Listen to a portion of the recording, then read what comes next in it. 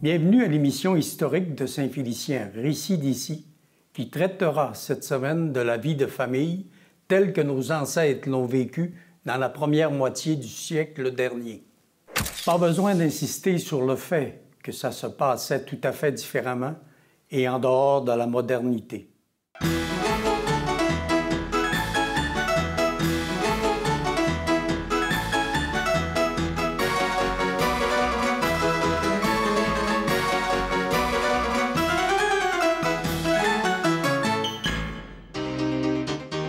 Les générations qui nous ont précédés ont édifié la plupart des maisons qu'on retrouve encore dans nos municipalités aujourd'hui. Mais elles ont bien changé depuis. Comment étaient nos maisons lorsque nos ancêtres y grandissaient avec leur famille? C'était comment les maisons? Construction avec du bois qui appartenait à la propriété. Les carrés qu'on appelle, là, les carrés, là. Oui. Il n'y a pas de scie, il n'y avait rien. Ils mettaient ça, ils coupaient ça, puis ils montaient ça un sur l'autre. C'est là que les voisins s'entraidaient pour bâtir un camp qui appelait dans le temps. Là. Les corvées, là, ce qu'on appelle les corvées. Là. Les corvées. Ouais, les lits.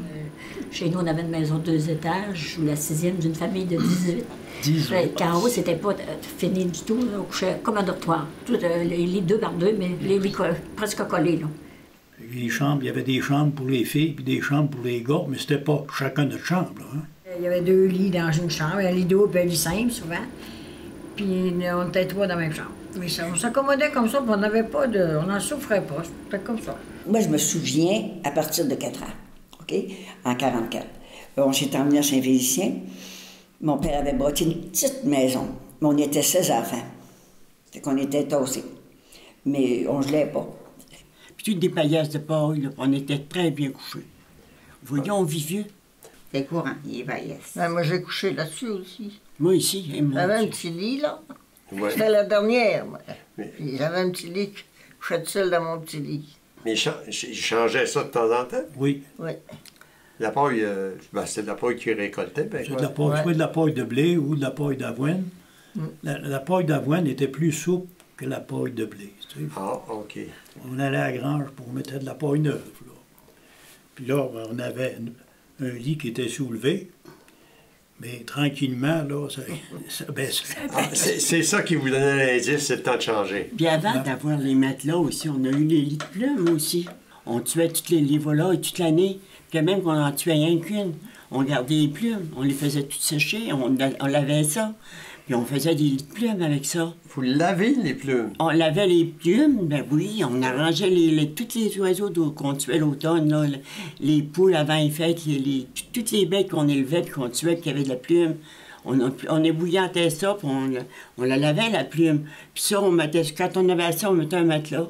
Moi, j'ai travaillé dans une maison, j'avais 27 ans dans ce temps-là.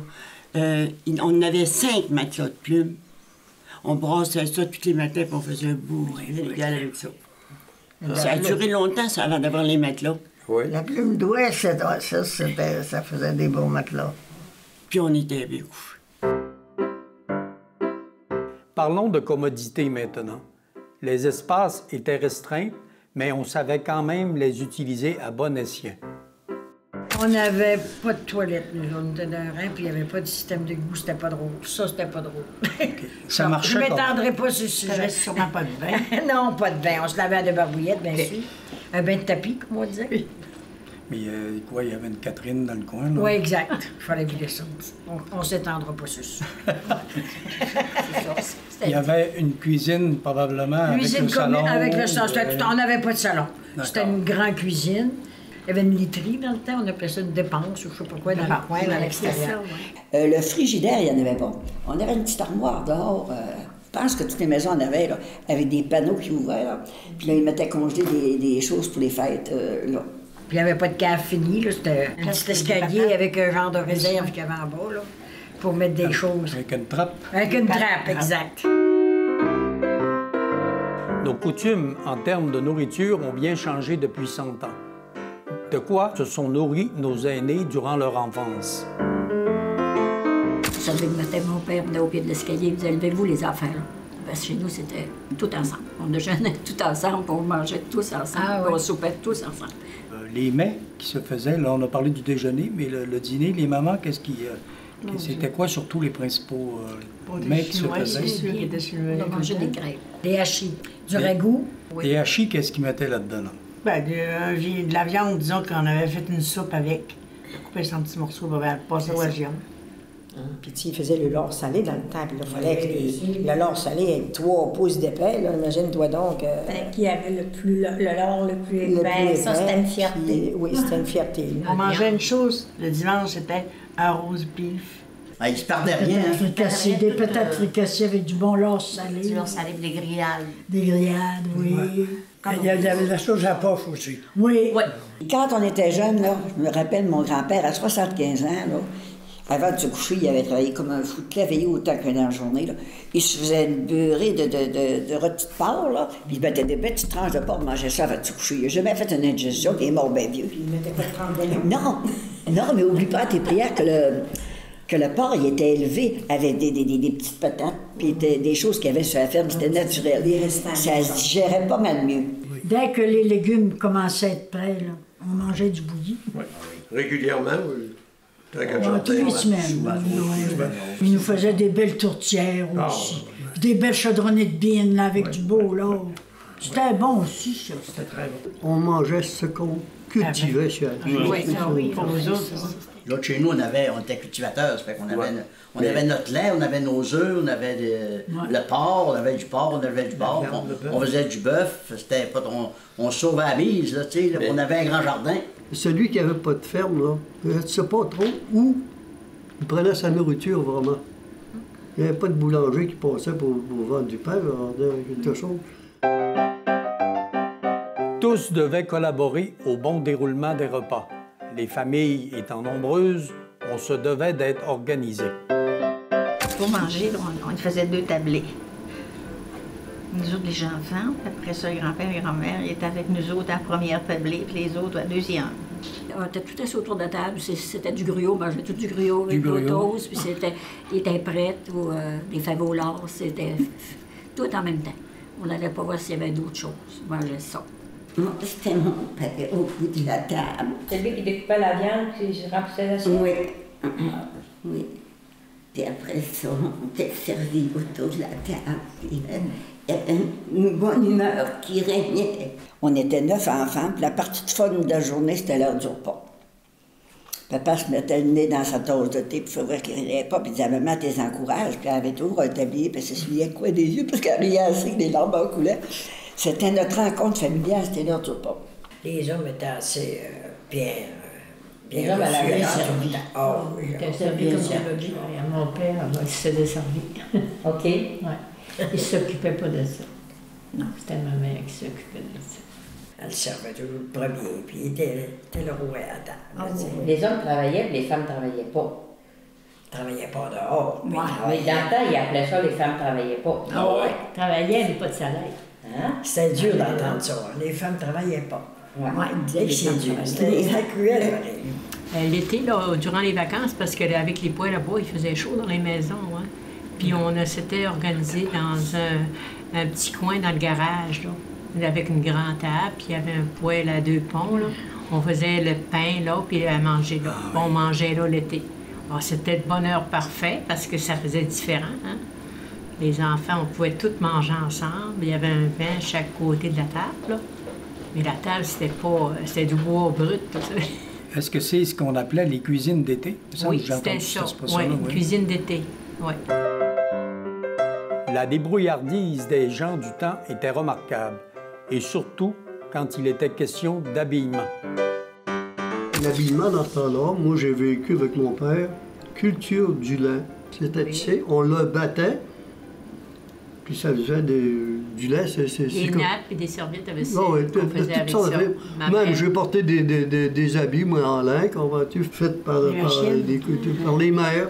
Ma mère, elle prenait un de ses manteaux qu'elle mettait plus, elle lavait, elle virait de bord, puis moi je le démoussais, je me souviens.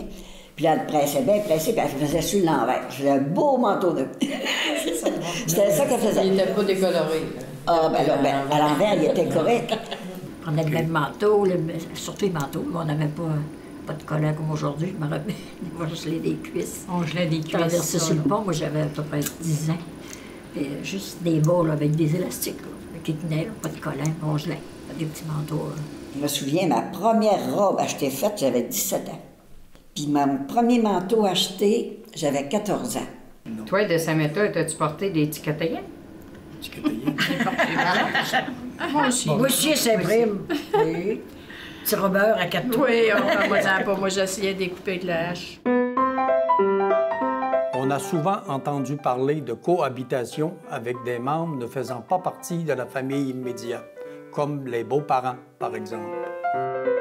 Est-ce qu'il y en a qui ont vécu avec les, d'entre vous, là, avec les grands-parents? Oui. Donc la maison des grands-parents? Mon grand-père. Nous, on était 5 enfants. J'étais avec mon père, ma mère. Après ça, il y avait mon grand-père, puis mes 2 autres.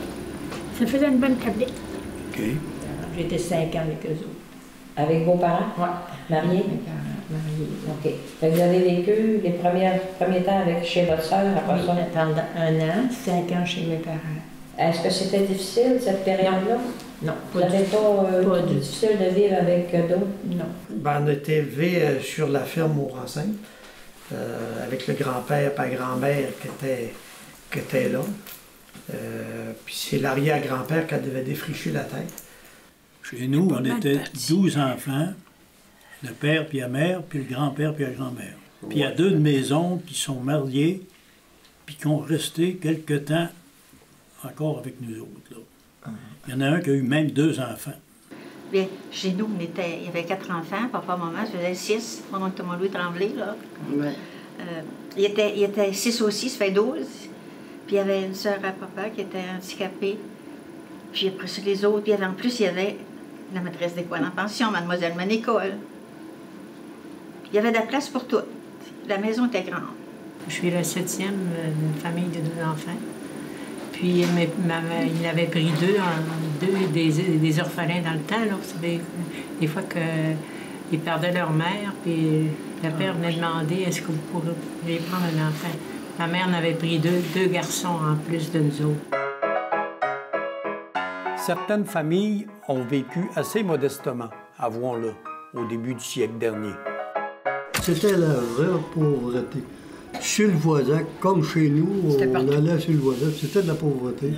Ma mère ramassait les épures de patates pour en nommer le mieux parce qu'il n'y avait rien à manger. Puis quand on avait assez, on le donnait. Et ça, il faisait cuire. Après que mon père était mort, c'était dû. Puis ma mère nous a envoyés à l'orphelinat à Lévis. C'est ce qui conclut ce court survol de la vie de famille. Merci de voyager dans le temps et l'histoire avec nous à travers nos récits d'ici.